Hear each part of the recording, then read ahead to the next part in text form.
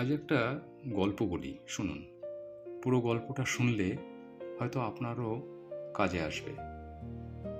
আমি তো এখন আর্টিস্ট হিসাবে 100 মিটার রেসে দৌড়াই, কিন্তু একদিন আমিও সদ্য হাঁটা শেখা শিশুর মতোই দৌড়ানোর চেষ্টা করতাম।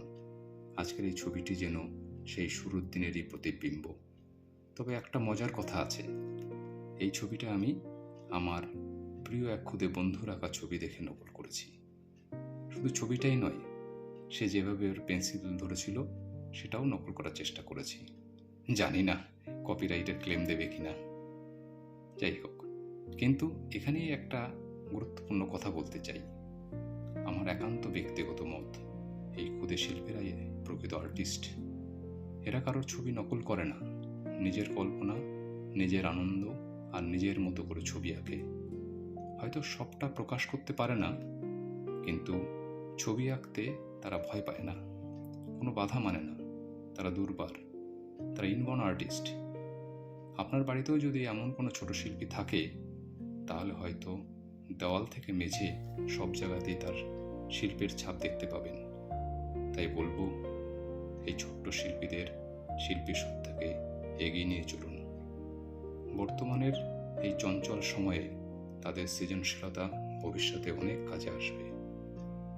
এখন তারা যেন কাদামাটির টেলার মতো, ভালোবাসা, যত্ন আর সঠিক শিক্ষা দিয়ে যেভাবে গড়বেন, সেইভাবেই ধীরে ধীরে রূপ নেবে। ছোটবেলা থেকেই পেন্সিল ধরার সঠিক পদ্ধতি ও হাতের কন্ট্রোল কীভাবে তৈরি করবেন তার বিস্তারিত শেখানো আছে আমার ইউটিউব চ্যানেল জীবনকুণ্ড ওপেন ক্যানভাসের ড্রয়িং ফ্রম বেসিক পার্ট 1 এবং পরবর্তী পর্বগুলোতে। আজ এই ছোট্ট শিল্পীর কাছ থেকে আমিও আবার শিখলাম, শিল্পের শুরু নিখুঁত হওয়া দিয়ে নয়, সাহস করে শুরু করা দিয়ে। আপনার বাড়িতে যদি এমন কোনো ছোট শিল্পী থাকে, তার আঁকা ছবি আমাকে কমেন্টে জানাতে পারেন। ক্ষুদে শিল্পীদের উৎসাহ দিন, তাদের কল্পনাকে বাঁচিয়ে রাখুন, কারণ আজকের এই ছোট শিল্পী একদিন আপনাকে গর্বিত করবে।